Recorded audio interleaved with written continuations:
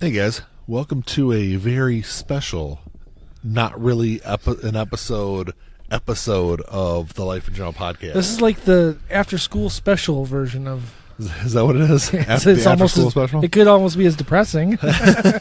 So yeah, this is not like really a real episode. It just it didn't fit into anything we were talking about. So episode 91 we talked about, that was our music episode for the month.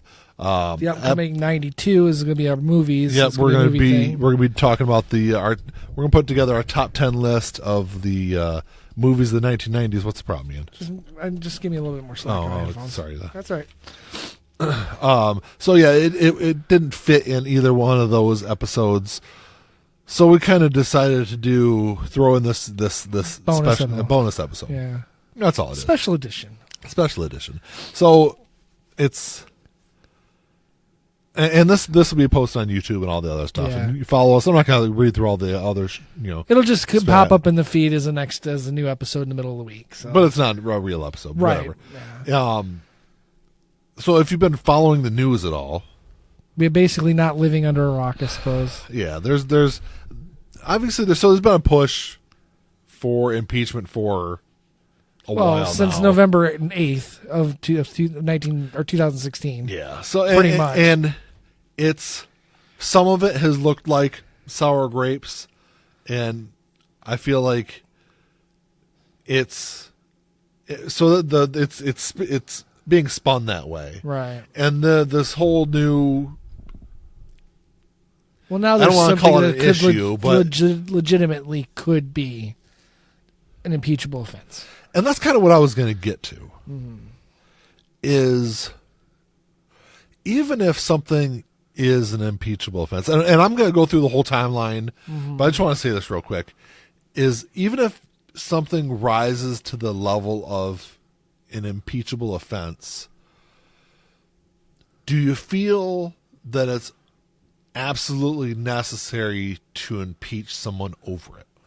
Well, if it rises to that level, that means that the president has committed a crime. Because I would say this, to interrupt you real quick. Mm-hmm.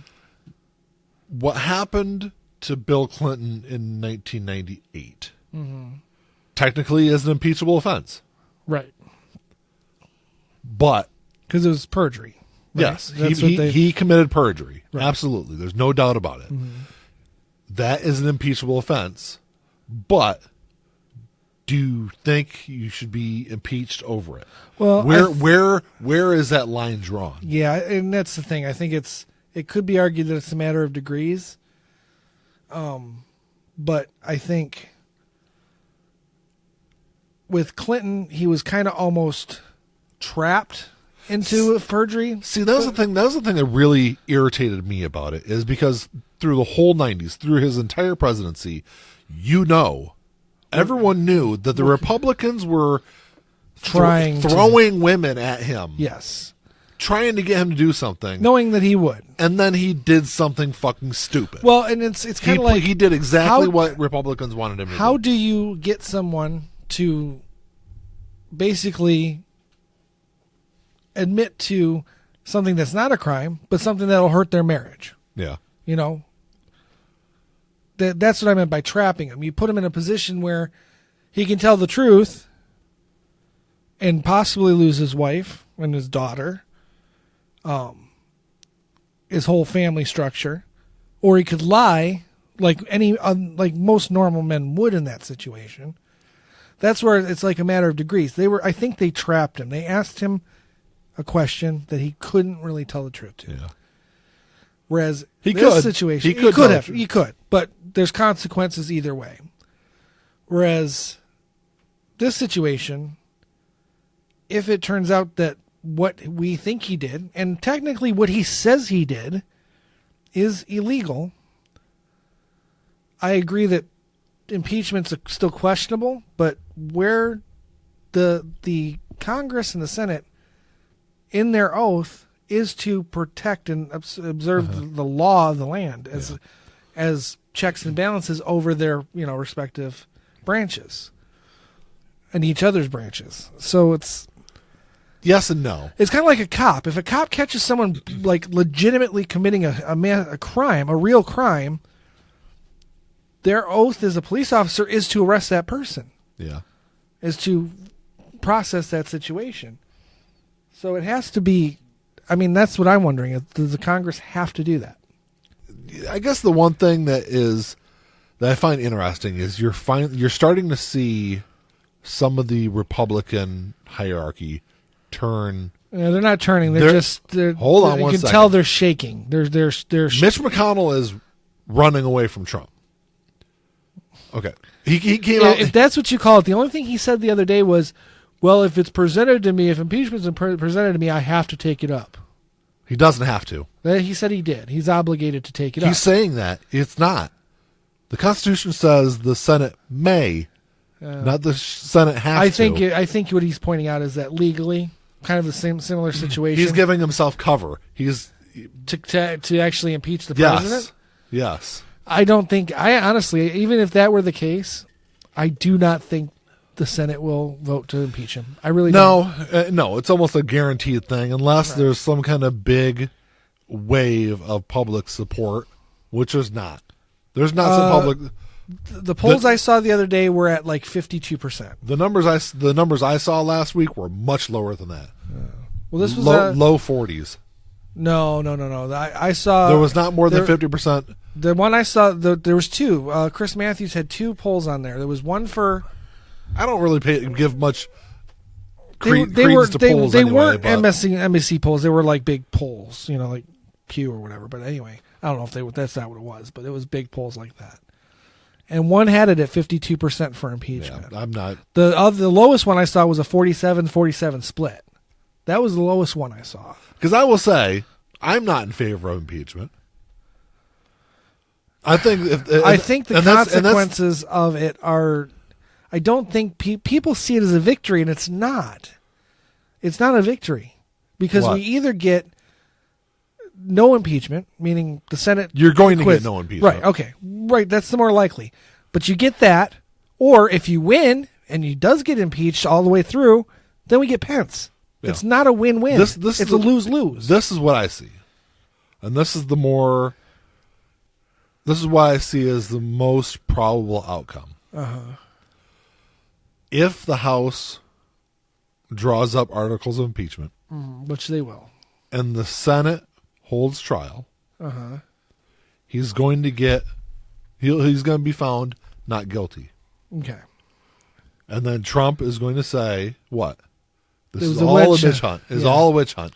Right. I was exonerated by the Senate. Well, he's already saying that. He's already saying it's a witch hunt. So why run through? So the process. I understand going through the process right now because right now it's just investigation. It's looking at the potential for. But it gives the House more leverage because right now, before they launch an actual inquiry, the president, the White House can kind of stonewall on a lot of things.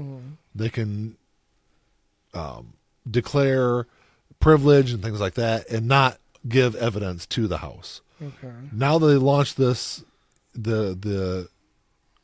impeachment inquiry, it gives them more. Now they legally can't. Now they can't stonewall and deny them evidence. Okay.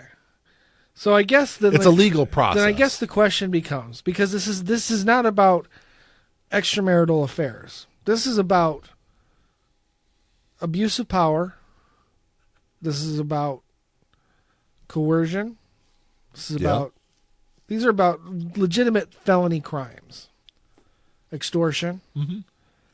I wouldn't say extortion, but that's what that would be if a mafia boss did that. You get my protection if you pay me. That's extortion. Yeah. It's just the money is going the other way. That's all. You get my money if you help me. Yeah. So it is extortion. But then the question becomes, because we know politically this is a bad idea across the board, do we support politics over morality or morality over politics? I don't really see it as a question of one or the other. if that nothing is done, if they go through with it, they're choosing morality over politics. If I was Speaker of the House, at this point, I would be doing the exact same thing. Okay. I'd be going through the investigation. Right. Okay. Once you kind of come to the end of your investigation, I'd say, look, this is what we came up with. X, Y, and Z. Uh-huh. This is the evidence that we're going to show the American public. This is what we've been doing. This is what we found out. This is how we would normally go through the process, okay?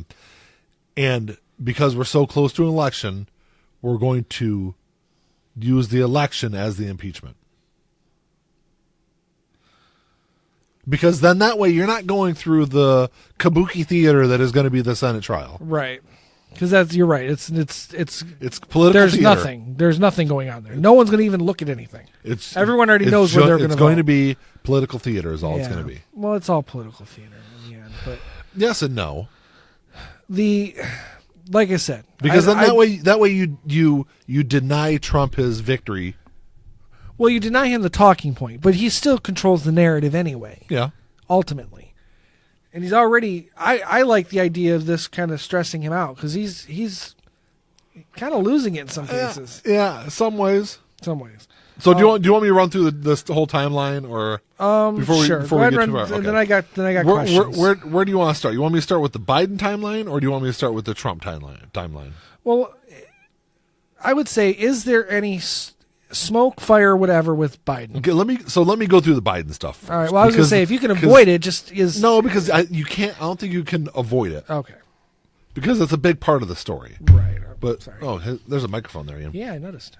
So in April 21st, 2014, then Vice President Joe Biden visits Ukraine and announces an aid package aimed at reducing their dependence on Russian gas. Okay. Right.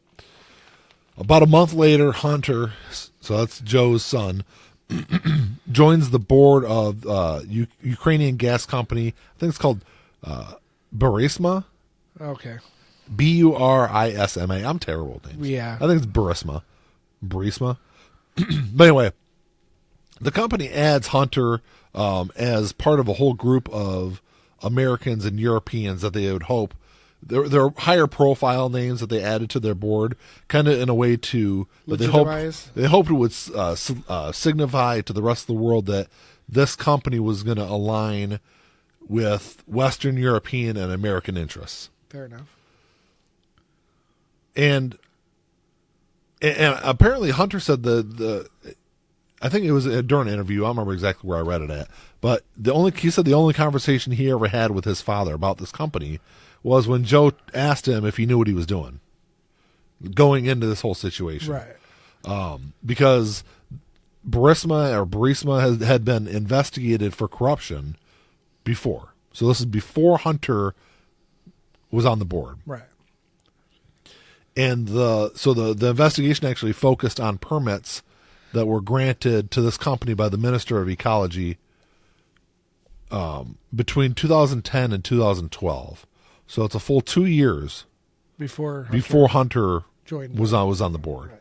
So in the wake of the 2014 ousting of the pro-Russian president in Ukraine, the Obama administration, spearheaded by Biden, along with European allies, demanded that the Ukraine clean up corruption throughout the government, and they were withholding badly needed aid during that time because at the time they're still in a conflict with Russia over the whole Crimea issue, and everyone outside of Ukraine at the time agreed that there was one prosecutor in particular that needed to be replaced. It was like the head of prosecution in the Ukraine. Okay, like their Secretary of Defense. Yeah, I don't remember the Justice Department, whatever. Yeah, I don't remember the exact Attorney title, but guy, it was Attorney General basically that's what I was looking for, Attorney General. Yeah. So according to the conspiracy that Trump uses, it says that the Biden and the Obama administration focused on this prosecutor because he was investigating the now Biden-tied gas company. Right. But in reality, they were focusing on this prosecutor because he was corrupt. Because he was corrupt, and he refused to investigate corruption in the Ukrainian government. Gotcha. So pretty much all independent media around the world, anyone tied to the story. If it's not Fox News or Trump News, I know that. It's fake news, I know that. But everyone around the world has come out and stated that neither Joe Biden or his son had any illegal or wrongdoing in this situation. And that's the headline I saw. I didn't realize it went back that far, but to like 2012 and all that with this other company, I thought it was all because didn't Hunter have some issues? I know he had some drinking problem. Oh, that I'm not sure of. Yeah, because he went into rehab and stuff. But it's not uncalled for. It's not unheard of for companies to add high-profile names. No, it's not. Well, I mean, and really, let's face it. For economic gain. What difference is it between Hunter Biden joining the board of this company and all the bullshit that Ivanka and Don Jr. and Eric are doing on behalf of their father's company? Same thing. It's the same thing. Actually, it's probably worse on their part because they're using his influence. You can go through Washington and look at all the different lobbying firms and look at the last names of the people that work at those lobbying firms and say, that's interesting. There's a senator with that last name. There's a senator with that last name. There's a congressman, yeah. So it's the same thing. And it's absolutely. And it happens in Washington. It happens on the board of Fortune 500 companies everywhere. Yep. So this isn't an unheard of thing. Right. No, like I said, I didn't think there was anything too bad, but I saw a headline that said that Hunter was not involved in any of that. No. So there was no reason to think there was a conflict of interest on his father's behalf. Correct. Or from his father on his son's behalf. So the thing that kind of irritates me about that situation is, look, Joe Biden has known that this thing was going to be an issue with Hunter for a long time now. Right. And prior to him announcing his candidacy, and this is something that they could have gotten out in front of a long time ago. Right. But so I was listening to Chuck Toddcast from last week, and he was going to talk about this a little bit, and he kind of even made the point of, if you're in Joe Biden's position, there's really no good answer, right? Because the real answer is it happens all the time, right? But people don't want to listen. People don't want to hear that. Well, if they hear that, they just say, "Oh, same old Washington." Exactly. And Donald Trump is not the same old Washington. Exactly. So it helps your opposition. So, all right, we'll just jump to the Trump timeline. Okay, well, the Trump timeline is considerably longer. That's fine, but I have questions, and they might be answered if you go through the timeline. Okay. Because that was one of my questions, was Hunter Biden's connection. Okay. So that question's answered. So Trump's timeline. So Trump's ties to Ukraine really started with Paul Manafort, who was the presidential campaign chairman. Something. Is that what like he was? That, that was the title was? Yeah. But he was running his campaign basically. Right. So Manafort had quietly consulted with the Ukraine's pro-Russian president prior to him being removed from office. So that was 2014, right? Is that what they said? Yeah. Yeah, something around there. So this is prior to him running the campaign. So he had a lot of backdoor dealings with this president. Yeah. And he was a character.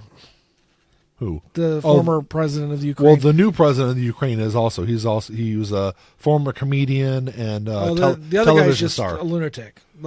He's like Putin to the nth degree. The new president, I forgot what the name of his party is, but it's called Head of the State or something like that. And that's not what it is, but it's along those lines. And that was the name of the television show that he was on. Yeah. So it'd be like The Cosby Show, and it's the Cosby Party. Yes. Something along those lines. Right. Everyone would have plenty of drugs. Touche. So it was actually the Ukraine that Trump blamed for Manafort's ties to Russia and Trump's ties to Russia going public, because it was Ukraine. I don't know who in the Ukrainian government was the one that actually blew the whistle that Manafort had all these dealings throughout this time, from 2014 to 2016, with different people in the Ukrainian and Russian government. Oh, okay. Right? So, hold on. Yeah, because it was this test. It was this knowledge from Ukraine that was largely used as the basis for the investigation into Trump and Russia for 2016. Right. Okay. So Trump enlisted his good buddy Rudy Giuliani to probe Ukrainian prosecutors for information he could use against his political rivals. Yep. So on March 22nd, 2019, Special Counsel Robert Mueller concluded his 2-year investigation into the Russian meddling of the 2016 election and turned his report into Attorney General Bill Barr. Okay, so that was March 22nd. Then Barr subsequently releases his whitewashed summary, Right. and which resulted in Mueller sending a letter to Barr denouncing Barr's summary. Right. That's all common knowledge. Right. That's, So on April 18th, Mueller's redacted report was widely released, then concluded that Russia had interfered in the 2016 election and that some Trump campaign members met with Russian agents but found no conspiracy. Okay. Right? I guess I have the book, the Mueller report, the whole report, the book they sold. Do you really? Yeah. How many pages is it? It's thick. I don't know. No. It's got a couple hundred pages at least. Well, Have you read it? Not yet. My uncle bought it and loaned it to me so I could read it because he said he couldn't understand. Oh, really? And I was like, I don't know if I'm going to be able to help, but I'm going to try. So no, I haven't had a chance to go through it yet. That's cool. I didn't even know they sold it. Yeah. So it was like $10. Okay, that's not bad. No. So on April 21st, 2019, which is funny because it's exactly 5 years to the day of Biden's visit to the Ukraine. I don't know how you say this guy's first name. Volodymyr, Voldymyr. That's Volodymyr. Yeah. Zelensky is his last name. Zelensky, yeah. Is elected president of Ukraine. Mm-hmm. Okay, just say Zelensky. It's easier. Sure. So Trump calls Zelensky, and pressures him into looking into Biden and Ukraine's role. So Biden's role in the whole gas company, right, and Ukraine's role in releasing information regarding Manafort and his secret dealings with the former Ukrainian president. But this isn't the big phone call that got him in hot water. Right. So So there's actually multiple phone calls where he did this. Right. So 4 days later, while on Fox News, Trump states that Attorney General Barr is going to look into Ukraine's involvement into tampering in the 2016 presidential election, which, as far as I know, there wasn't any. No, other than them ratting out Russia for doing something. Yes. Yeah. So on May 14th, Giuliani tells a Ukrainian reporter that the former U.S. ambassador to Ukraine had been recalled because she opposed President Trump. And this actually was in the whistleblower's report. Mm. So she knew what was going on, opposed it all, and so she was removed. Right. Okay. So the whistleblower also stated that in May through July, multiple U.S. officials had expressed concern over Giuliani's circumventing national security processes to directly meet with Ukrainian leaders. Rudy Giuliani does not hold a position in our government. I know. That's one of my questions. He is a private attorney. Yes. Well, I mean, why is he having presidential level meetings, secret meetings with Ukrainian leaders? Right. Yeah, I think that, because that goes to this question. It says, where is it? Asking Ukraine to work with his personal lawyer on this, Giuliani. Mm-hmm. Is that proper or conflict of interest? And I left off, but is it even legal? Because cannot speak for the U.S. government. No. So is it even legal to ask him to do so? No. But is the questions he's asking the Ukraine on a government level, or is it on a personal it almost campaign level? If it's on a personal campaign level, that's still breaking the law. because it's a foreign government. He's soliciting information from a foreign government. Right. Which is, it just drives me nuts that people don't see this. Mm-hmm. So in July, Trump personally ordered the aid to the Ukraine, which had been approved by Congress, to be halted until the new president was willing to look into Biden's dealings. And the official explanation given by the government was interagency delay. Okay, sorry. Which, of course, is a really vague, whatever kind of... It's essentially saying the same thing. It's saying, well, there's things we got to work out between the two agencies. Yes, but the delay was ordered by President Trump. Right. Okay.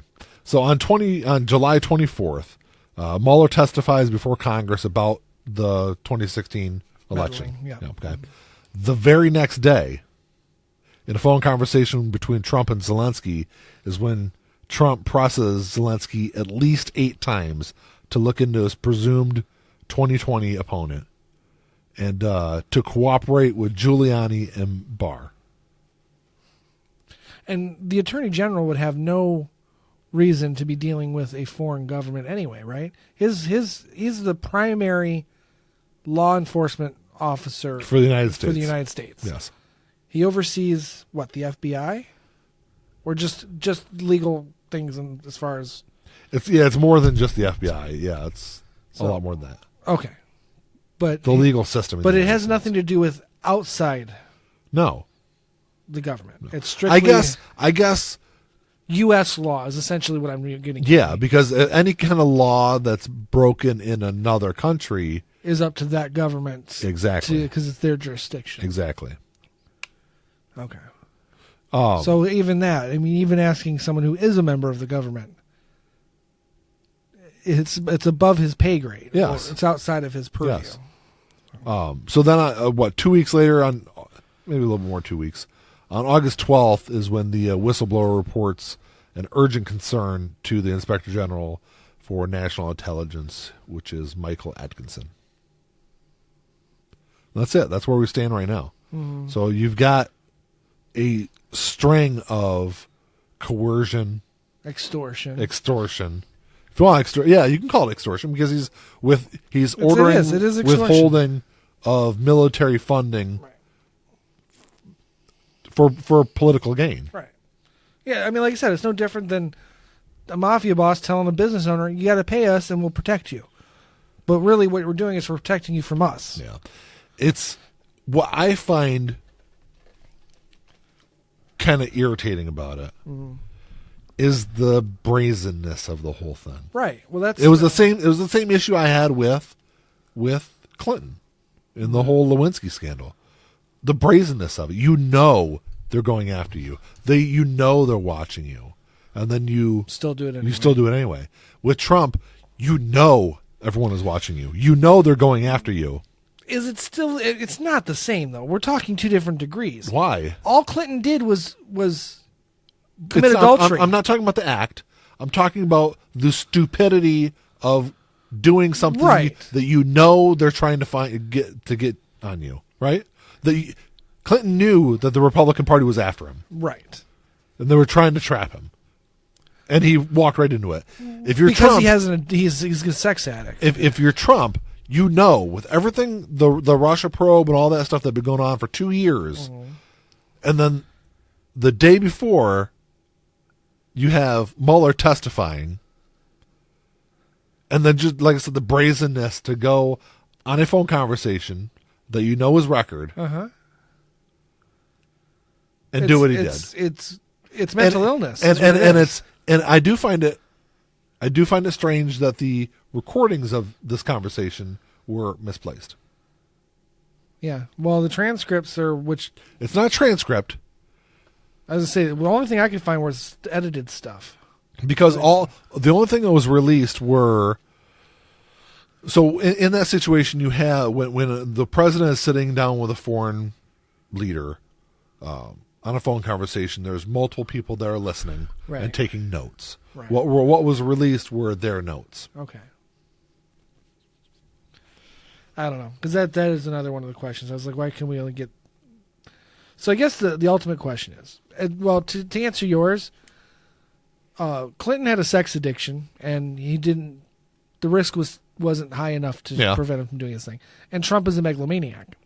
He's something, that's for sure. No, it's megalomania. Okay. He thinks he's unstoppable. He thinks, well, he is. Well, and that's not helping. I think he's also laying the groundwork to challenge the results of the next election. If he's been doing that. He's been doing that since he got elected the last time. Yeah. Even before he was going to do that with. If he had lost, he would have contested that. Yeah. So, I honestly, I'm with Bill Maher on this. I don't know. I don't think he's ever going to leave. Oh, I think he will. I don't think so. If he doesn't want to, he is not going to go. How? Well, even after 8 years. So you don't think that the military? I think the military will have to escort him out. Yes, is what I'm saying. And it might come to that. It will. It will come to that. I don't think after his and at that point we might end up having a civil war. Well, that's on them. They have to fire the first shot. Yeah, not us. Well, they're not afraid of doing that. No, they're not, because they're animals. But anyway.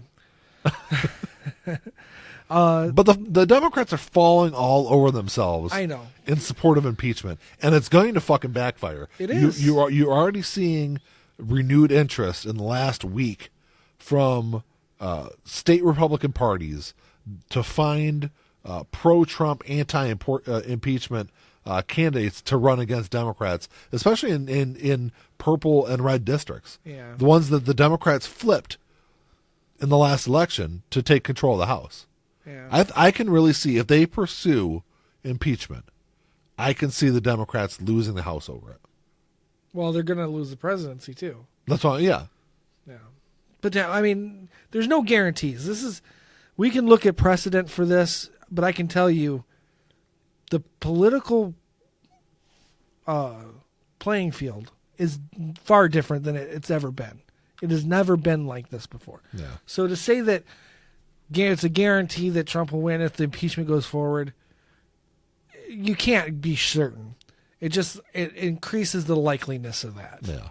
And that was one of my questions. Does this guarantee a second term for Trump? Impeachment? Yeah. Yeah, I think it does. Yeah. And it does. Because it increases the likeliness while, for sure. While I can see fractures in the hierarchy of the Republican Party over this, I don't see that in the public. Right. I don't see that 47% of his base is not going anywhere. I don't see a sway. No, there is nothing. If anything, I think it has solidified his support. I think the only thing Trump could possibly do to lose any of his 47% base would be to do gay porn. And he wouldn't lose that much. I don't know if he'd lose. I'm talking about his base. I don't know if he'd lose his base. He'd lose enough of the white base. Because look, man, I'm going to tell you, because it's not about religion or hatred, it's about power. Yeah, it's about keeping that Republican in office. Yeah, but no other Republican had this much loyalty from that much of the base. They would vote Republican consistently. I would say if this had been George Bush, now George Bush got away with a lot, but George Bush would never have gotten away with this. I don't know. I think he would have. I don't think so. I think Ronald Reagan wouldn't have gotten away with it. St. Reagan absolutely would have, because he was beloved. Yeah, but he wasn't, and he was beloved by fucking Democrats too, man. That's my point, though. There's no way he would have gotten away with this. With the everything Party? Trump's done. Everything. Really? With Iran-Contra and all that? Oh, yeah, man. Oh, yeah. Iran-Contra I don't think, came to this kind of level of illegality. Oh, I think it did. It's just the difference. There was plausible deniability from that's the problem. From Reagan. But the act itself was illegal and was probably on the same level as this. But he had the plausible deniability. Yeah. The thing is, you take everything that Trump has done and put it with any other politician, and I don't see any of them surviving it. Man, there's politicians who can't survive fucking adultery only. It has nothing to do with legality. They don't survive that. How? And it doesn't matter when those man, it's a different kind of power structure once you start talking about the White House. It is. It's different. But you can, as a party, You can lose senators. You can lose House members. You're telling me that if Obama had done any of this, they wouldn't have called for the death penalty? Republicans would have. Right. Democrats wouldn't have. No. But that's what I'm saying. I don't know. It's about power. It's not about... that is why the system will fail eventually. Maybe eventually. No, not maybe. There's no maybe about it. This system cannot sustain as it is. I don't know. It can't. I don't think it could have sustained as it was. Because it didn't. Because I think you're really going to go through peaks and valleys with this kind of thing. But Rome was a great experiment, and it fell. And it lasted a long fucking time. It did, but it still fell. I'm not saying it's going to fall tomorrow. I'm just saying this experiment will end, and it will end badly. And this experiment's only been going on for a couple 100 years, you know? Mm-hmm. It's not going to fail in our lifetime. It might. It's unlikely, but it might. I can't say never, or I cannot, in all conscience, say never to anything. Nothing. I just can't anymore. You're right. Very few things are impossible. It's not impossible. It's improbable. But fair enough. But it's but like I was going back to what we were talking about though. It's just I see a lot of solidified support of the president, and you see a lot of talk, increased talk about it being a witch hunt and all this other stuff. And that's why I said, I think the Democrats are really playing into Trump's hands. Yeah. And he knows it. Well, they always have. He even said it. They have. The whole time. Hillary did. Bernie even has, to some degree. And that's why I was talking to my mom about it, because when this episode goes out, I think it's tomorrow as of when this episode goes out, the next Democratic debate. And I was thinking, do not bring up the impeachment. No. At all, because it's not what it's about. No. They're not going to get any support from the people unless they start talking about things that actually affect the people. And I mean, and a lot of them have. Warren has definitely. Bernie has, but he just had a heart attack. Well, he didn't have a heart attack. No, that's what they said last night. The doctors confirmed it was a heart attack. That was the fucking headline on every network. Okay, well, I didn't hear that. I heard he was having some chest pain. Yeah, no, they confirmed it was a heart attack. Okay. He needs to drop out. Doesn't he have to pass some kind of a health physical to run in the general? Well, he could pass that. You can pass that. Even if you have a heart attack, you can pass that. Perhaps. But I don't know. But perception-wise, his candidacy is dead. Yeah, that's how I feel about it. And it's unfortunate, but, it is what it is. We still have Warren. Yeah. So, at least as far as progressives go. And Gabbard. I think she's the other progressive. Yeah. From Hawaii? Mm-hmm. Yeah. So we still have them. But overall, they just can't bring it up. And of course, the media, the people who are moderating the fucking debates, they're going to ask the fucking questions. They're going to, of course, they're going to set them up because they have to. There's easy ways to get around that, though. No, I know if they're smart. Yeah, if they're smart, but they're not going to. They're going to fall all over themselves, right? But you brought up, Elizabeth Warren. You got the top of the top tier is who? Joe Biden. Bernie Sanders and Elizabeth Warren. And if Sanders drops out... See, that's the thing that drives me crazy is, look, I understand that these are people that we believe can win the presidential election. Right. But when's the Democratic Party going to start playing a longer game? Because Bernie Sanders, Joe Biden, and Elizabeth Warren are not the future of the Democratic Party. They're not. I think Elizabeth Warren's platform is. I don't think she is. But she isn't. No. She isn't. Her platform is. Yes. Or at least could be. It could be. Because as far left as she is, she's still closer to the center than Bernie is. Yeah. And she's still closer even than Tulsi Gabbard. Because that's the thing. But she's closer to the progressive than Biden. Because that's the thing. Look, you can say what you want about the Republicans. Prior to the Trump shitstorm that kind of took over the nomination process in 2016, the Republican Party was looking towards the future. They've always been looking at the future.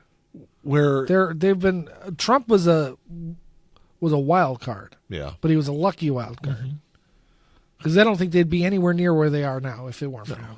But it's like, and that's kind of the thing that kind of irritates me is like, look, you know what the problem is? It's going to be, and I don't want to sound like the ageist person that I probably am. Right. But they're all too fucking old, man. They're all. Yeah. Look, if Elizabeth Warren wins, she's not as old.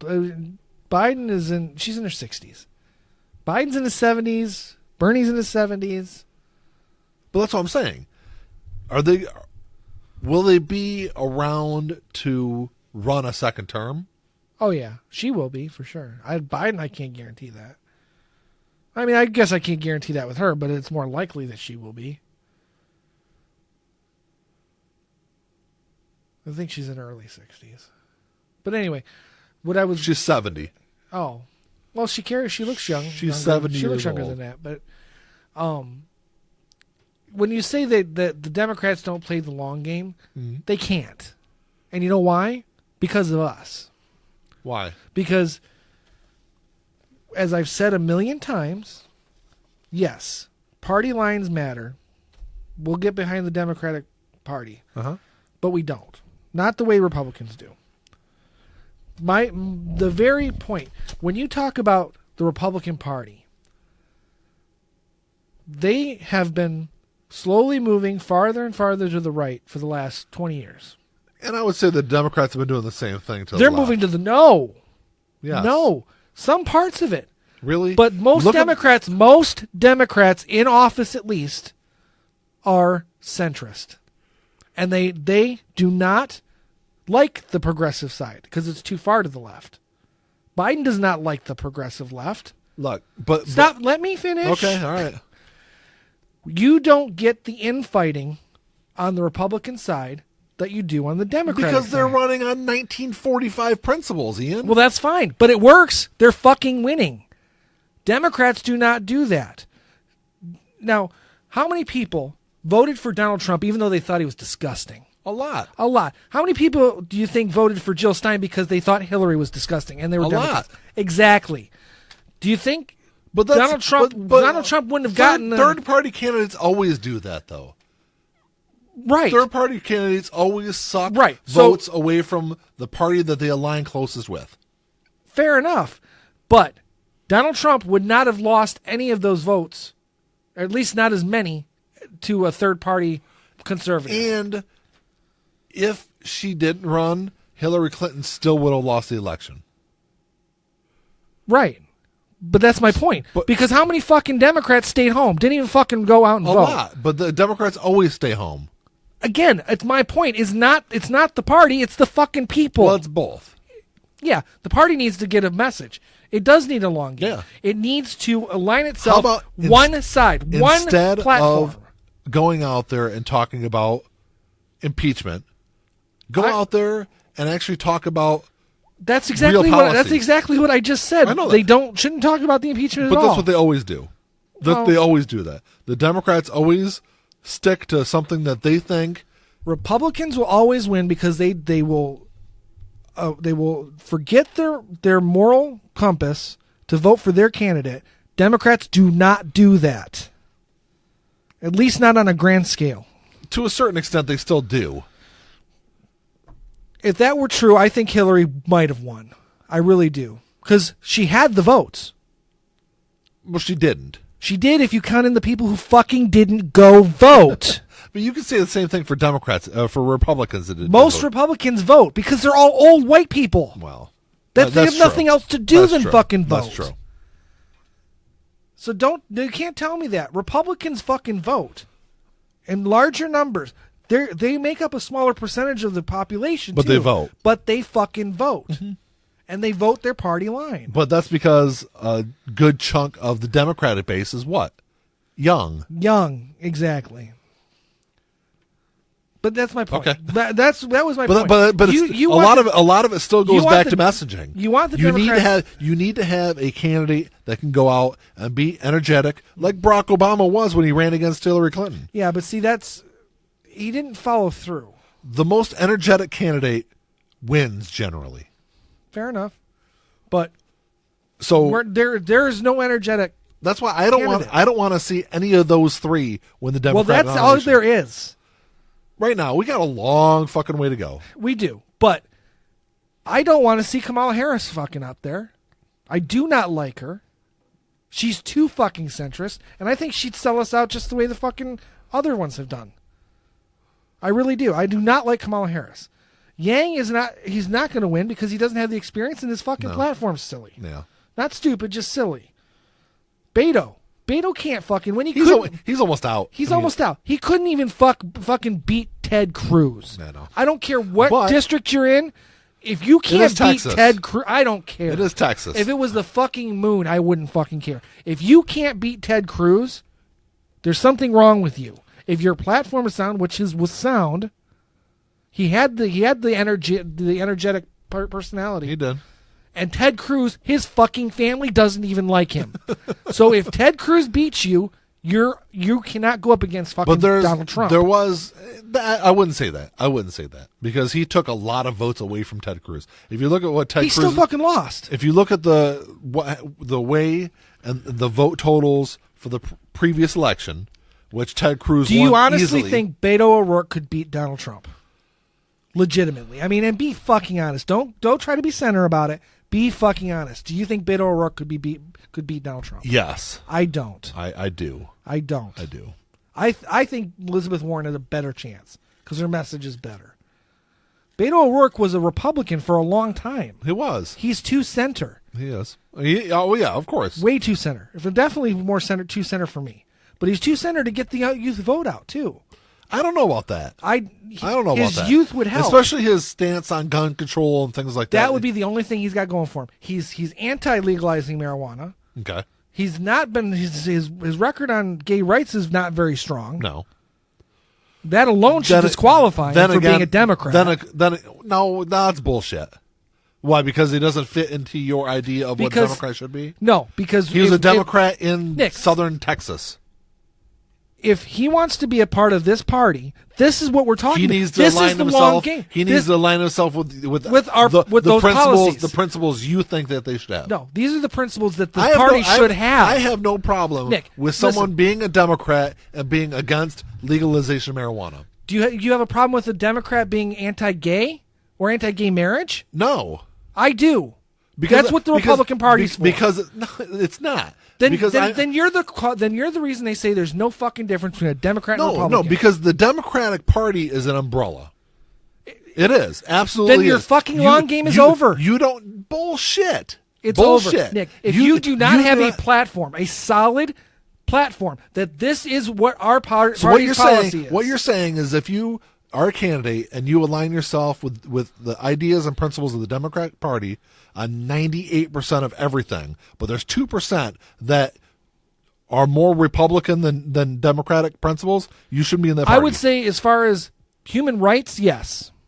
If your position is that a portion of this population doesn't have a say or a right, that's not what you're saying. That is. No, look, because this is what I'm saying. Look, there are anti-abortion Democrats. Absolutely, there are anti-abortion Democrats. But that's not the broad platform of the party. How many pro-abortion Republicans are there? All of them. Pro-abortion? Oh, I'm sorry. I thought you said anti-abortion. No. Pro-abortion? Yeah. I'm sure there are some. How many of them do you think actually vote that way, though? None of them. Exactly. But that doesn't matter. Fine. But you want to be anti-gay, that's fine, but you vote for gay rights. Do you think there's any Democrats that are anti-gay? I don't know. I don't know. I would say no. Beto O'Rourke used to be. And if he changes that policy, that's fine. See, but here, he can change. You want to say used to be. Barack Obama used to be. That's what I said. Joe Biden used to be. He can change. But how much does Hillary Clinton used to be? How much does a Texas Democrat change? Your point. This is your point. You're the one who says he was a Texas Democrat. You can look at his gun policies that he ran on and he was part of for his entire time in Congress in the state of Texas. And then you want to look at his platform now. It's 180 degrees different. Fair, fine. If that's the case, fine. I still don't think he can fucking beat Trump. I think it would be hard for him to beat Trump, but I think he could. I don't think it's even possible for him to beat Trump. He doesn't have the balls to do it. Well, I don't know. I really don't think he does. Does any of them? I don't know.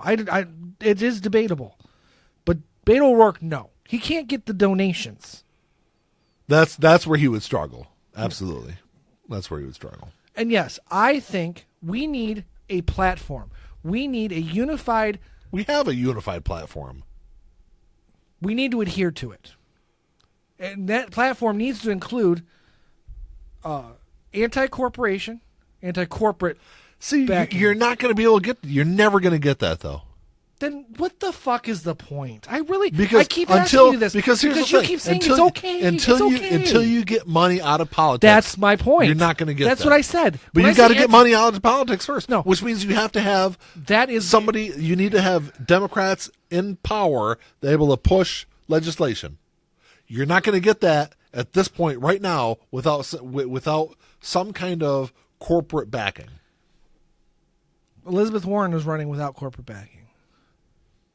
Right now, if she goes against that, she's gonna. And Donald Trump is trumping the entire Democratic field. Of course, he's going to right now. No matter what, you're going to have to be a David to a Goliath. And I'm going to tell you, 9 times out of 10, whoever has the most money wins an election. Well, that's my. Then I ask again, what's the fucking point? So we can have this. We can have this conversation in January 2021 when Elizabeth Warren is taking the oath of office. Right. This is my February? point. January. The more you're willing to sacrifice your principles across the board, even in small doses, you almost have to. Then there's no point. There is a point. No, because you can't save a soul if it's already damned. Because here's the thing: if you are unwilling to sacrifice anything, you're going to sacrifice all of it. If you're not willing to adhere to your own fucking principles, then you've lost already. Principles of what? Not voting for Hillary Clinton because she wasn't Bernie Sanders? I voted for Hillary Clinton. Okay, but there's a lot of people that stuck to their principles and didn't vote for her. That's what I was talking about. That's Democrats. But that's exactly what you're saying, Ian. That's exactly what you're saying. You have to. And if it had been any other person other than Trump, I would have had no problem with that. You have to be. There has to be some kind of compromise. Because you have to have the people in power to push. What? What's to look for? I was just going to continue. No, go ahead. I was going to say, yes, I see your point for sure as far as Hillary goes. But sacrificing your principles when you can see. I'm not saying the house burning. It's one thing. That Trump is the house burning. But I'm not. But I'm not talking about sacrificing principles. There are principles like, human rights and things like that we should not sacrifice. Republicans have no problem sacrificing those. By the way, they sacrifice human rights all the time. Whatever. But there has to be some kind of give. Because the Democratic Party, like I said before, is a big umbrella. It is a big umbrella. We're going to have multi-dimensional candidates. The Republican Party has put out the exact same candidate with a different name for the past 50 years. And they still have that same party platform from 1950 whatever. Okay? No, because... You say no? No, Nixon, 70s. The party platform was pretty much was established around then. We'll say Nixon, Ford, Reagan. Okay. Eisenhower was a good president, and he was a Republican. Yeah. And he was the last. He was the last good Republican. I think you've even said that before. Mm-hmm. So, I guess what angers Nixon as a running mate, but okay. Well, that's true, but he didn't. He couldn't have known. He did know. Everyone knew Nixon was a fucking crook in the 50s. He was under investigation in the mid-50s. Oh. Well, and there's argument that he may have been involved in the Kennedy assassination, but okay. Conspiracies. Conspiracies, yes. Just to lighten it up a bit. I guess my argument is that if you want to unify the Democrats, you've got to be able to have that platform. The same thing that the Republicans have. Yes, it can be more fluid. It can be more adjustable to a degree, but it has to be a central theme, a central policy, almost a directive of sorts, a set bill of principles that every Democrat must adhere to. That's.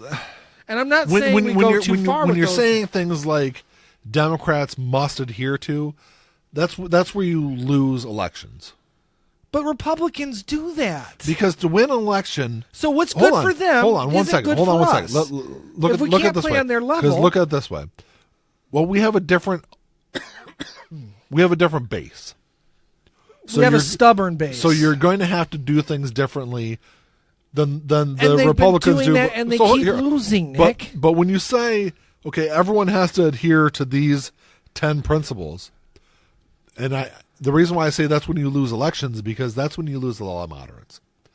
When you cannot win an election as a Democrat with just the pure Democratic base.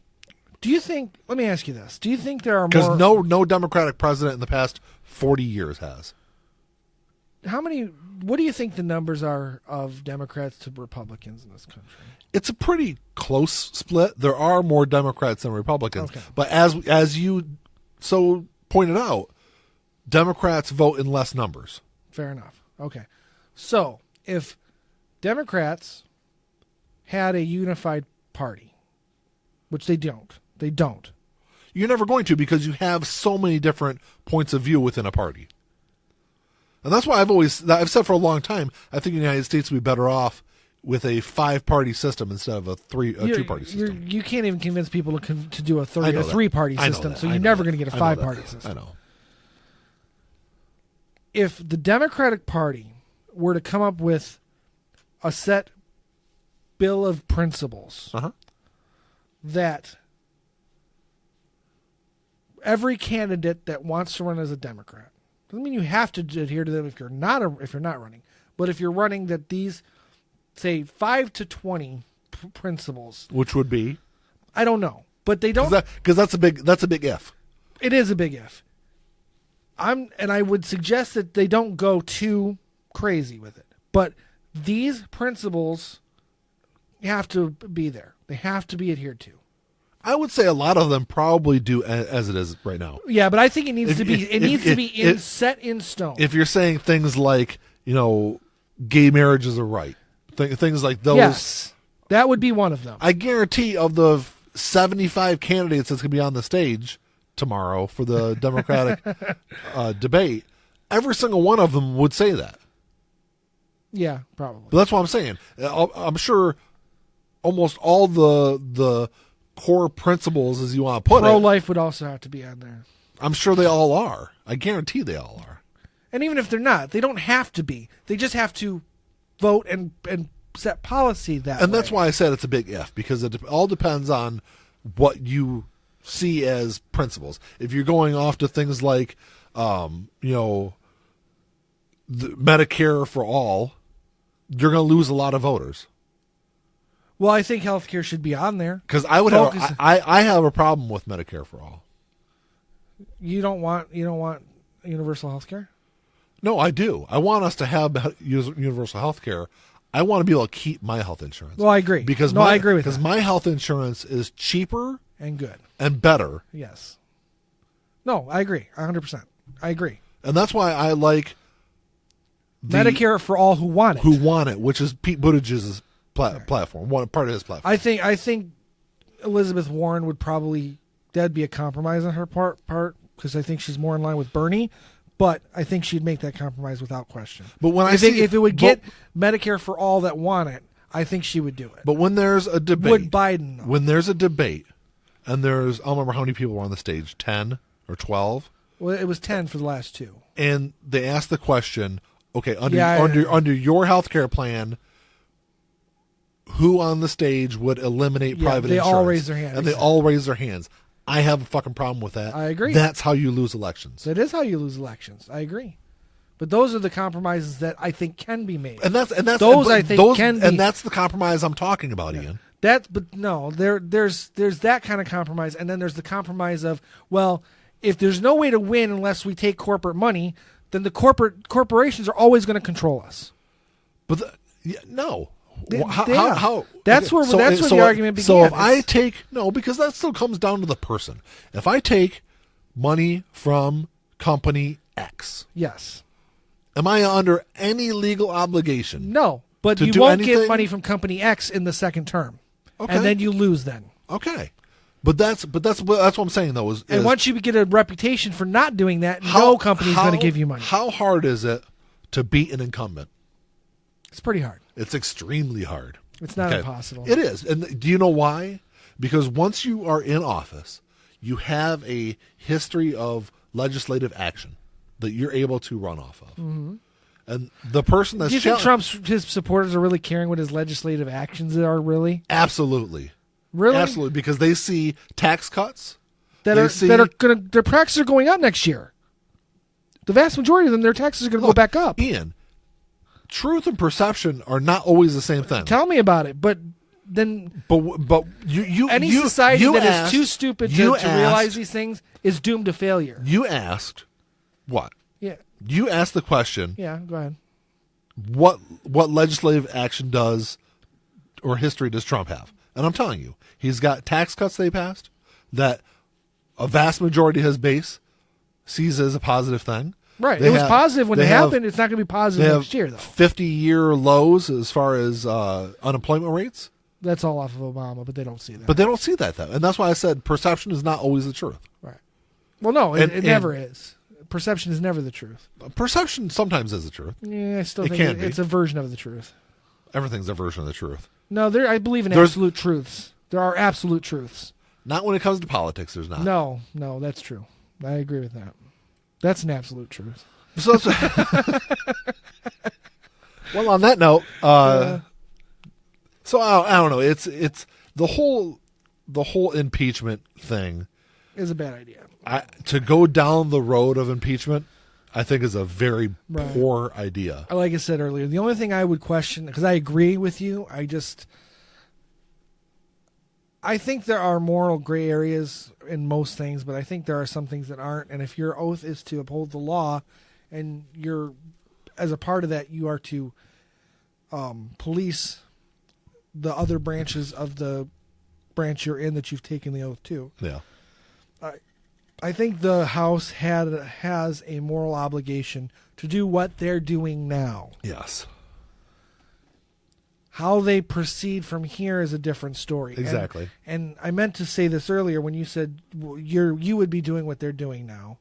You would come to your conclusion and say, well, we'll let the election decide. We'll let we will present, and I would word a big fucking press conference. I would word it differently. And I would go through all the I would have a national press conference and go through, okay, this is what we have. X, Y, and Z.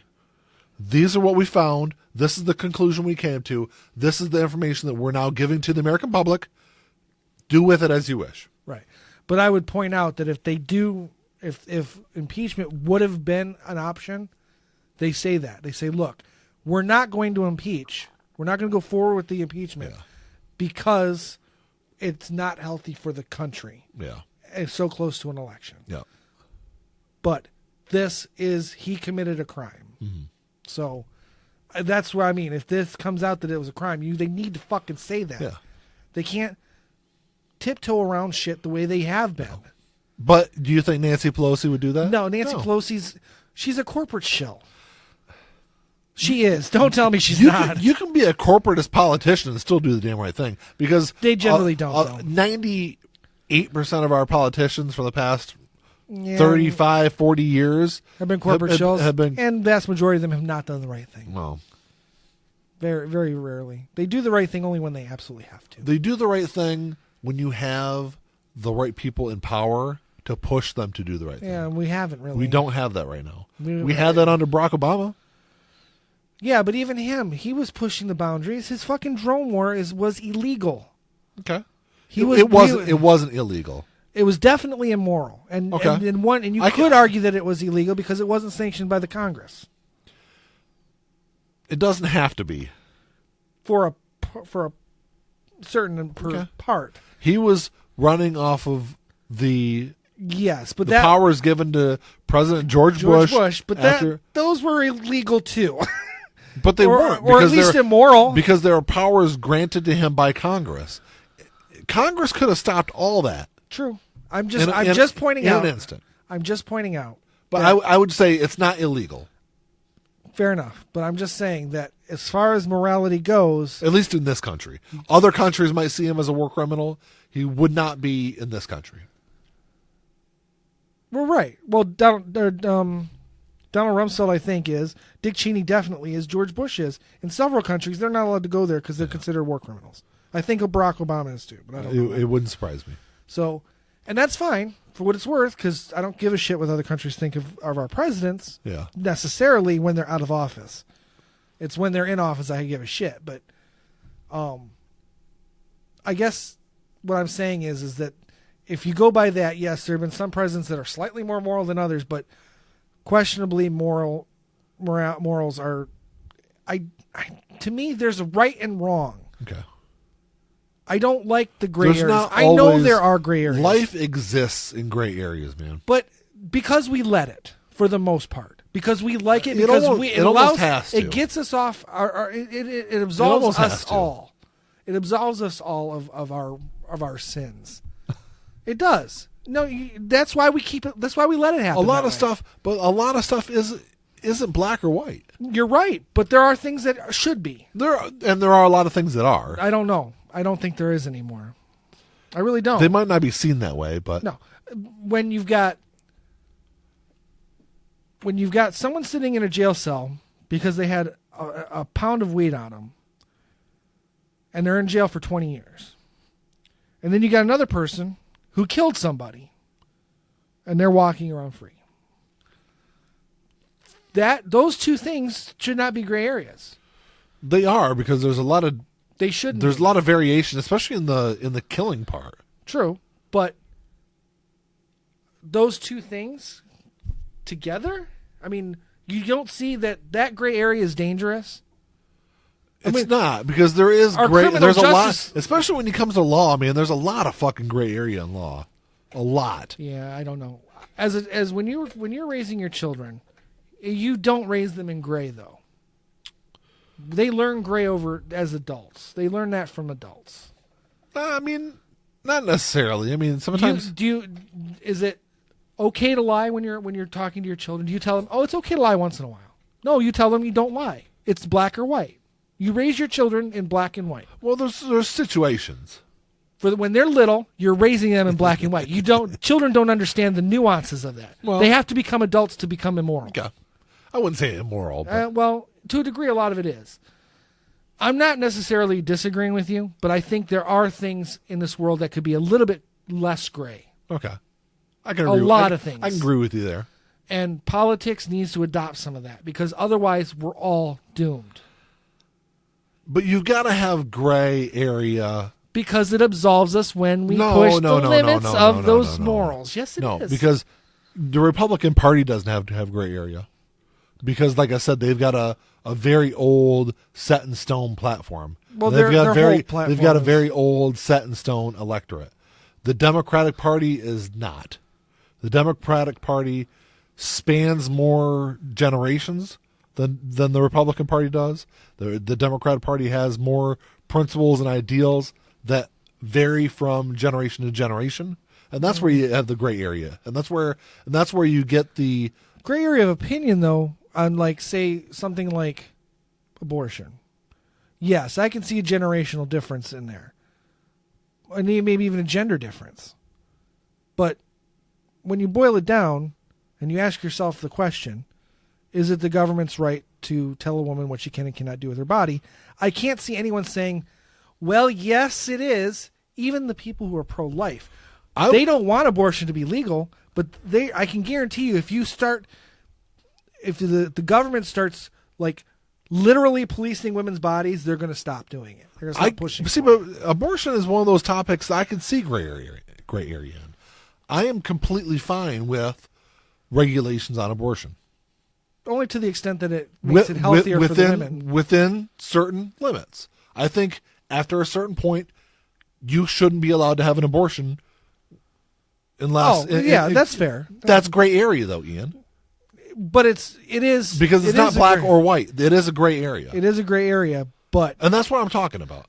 But it's a compromise. And that's what I'm saying. We need more compromise. Instead of calling it gray, we're just establishing the parameters of these things. But if you say it's gray, it can go in any direction.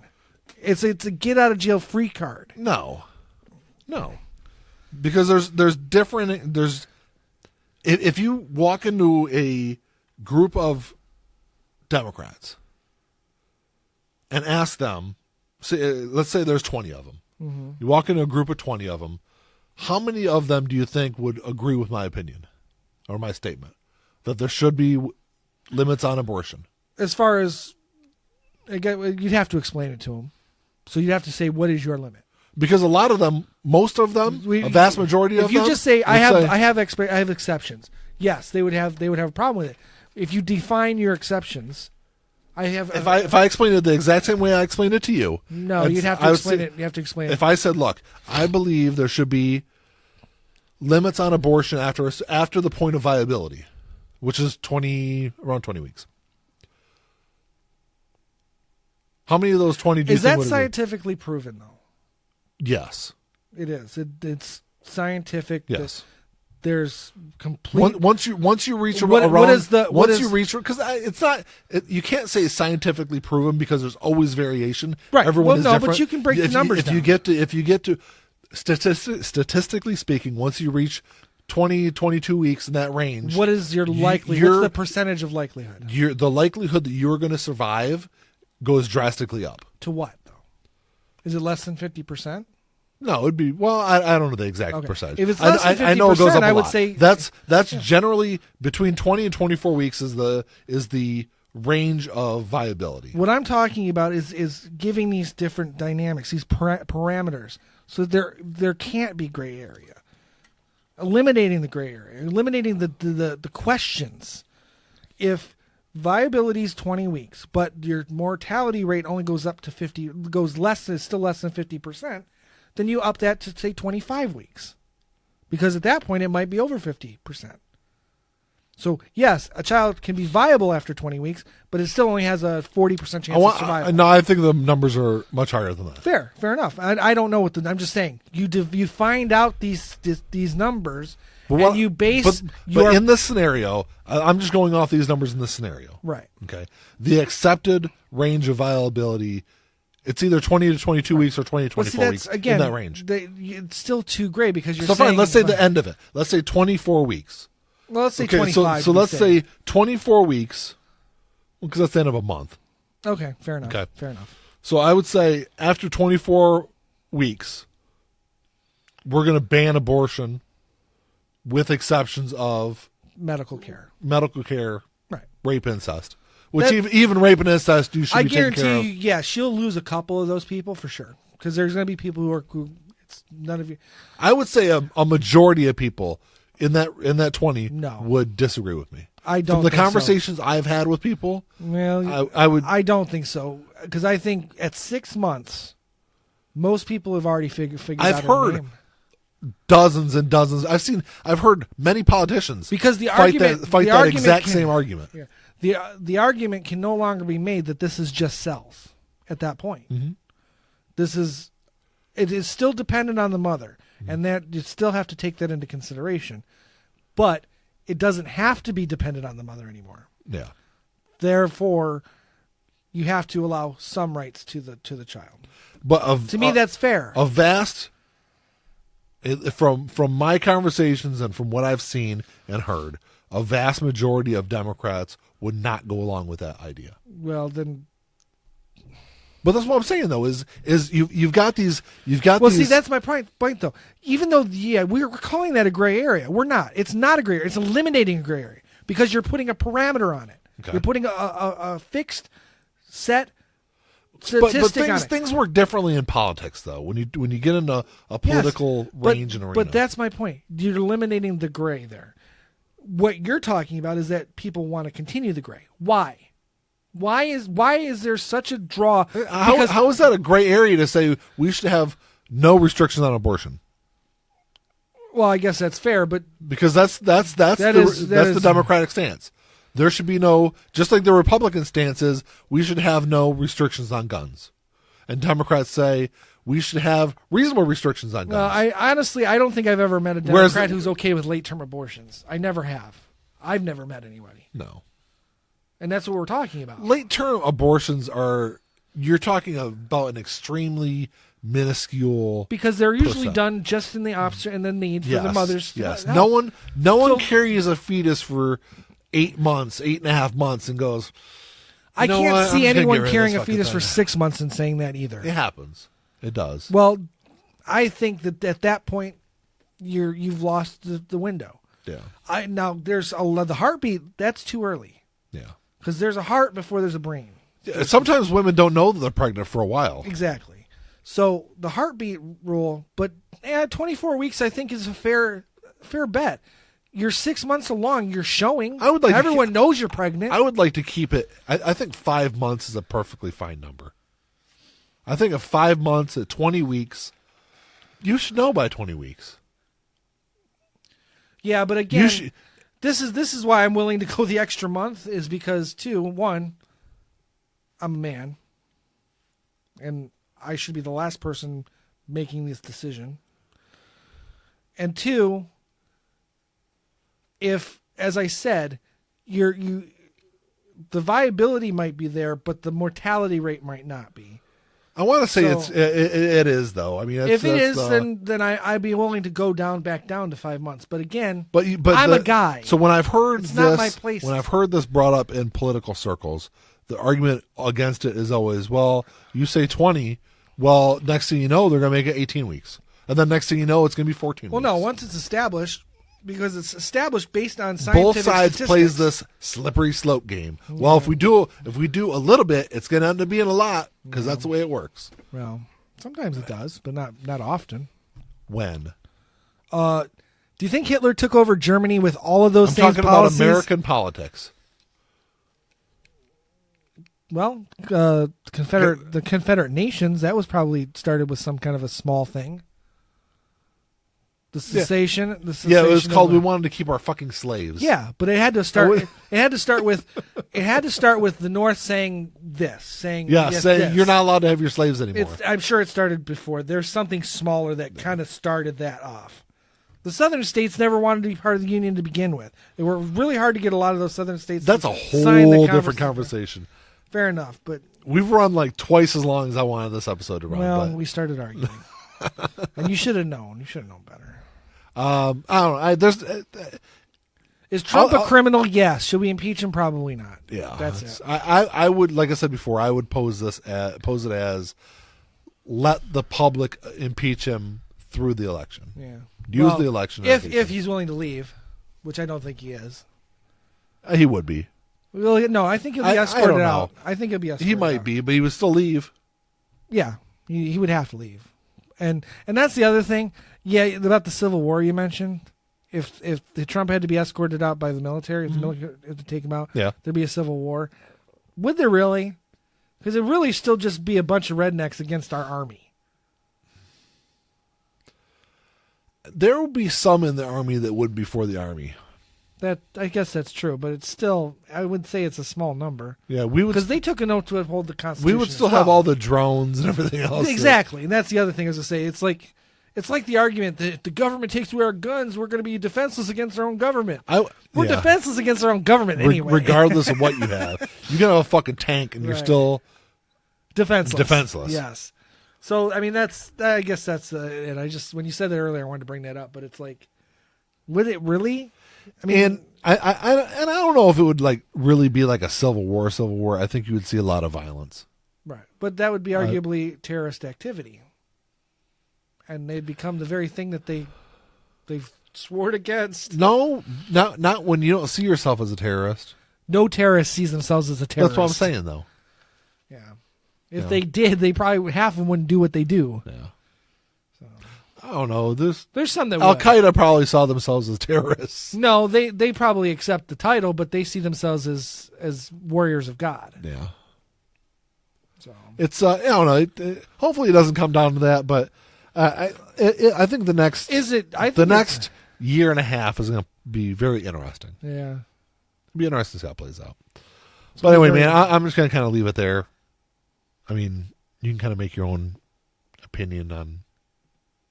Well, I have lots of my own opinions. Well, I'm talking to the people out there. I'm talking straight to the people now, Ian. Oh, sure. There's no gray areas involved.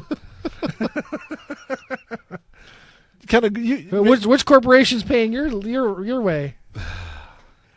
Oh, I mean, yeah. Just go ahead and check us out on YouTube and all that stuff. Yeah. That's all I got, man. Check out, we got another episode coming out here in a couple days. Episode 92 will be out. So check out the show when that comes out. It's a lot lighter than this. My wife will be joining us. Yeah, she's like the sandwich, and we're like this episode's like the rotten meat in the middle. But it had to be done. We had to talk about it. Yeah, it was something it's something I was wanting to talk about at least. And we can't have a politics episode and not yell at each other a little bit. A little bit. But that's all right. That's because Ian's a crazy left winger. And you're a weak mealy mouse centrist. I'm not a centrist. I think I'm like traditional Democrat. That's centrist. Whatever. All right. Well, until next time. Talk to y'all later. Peace.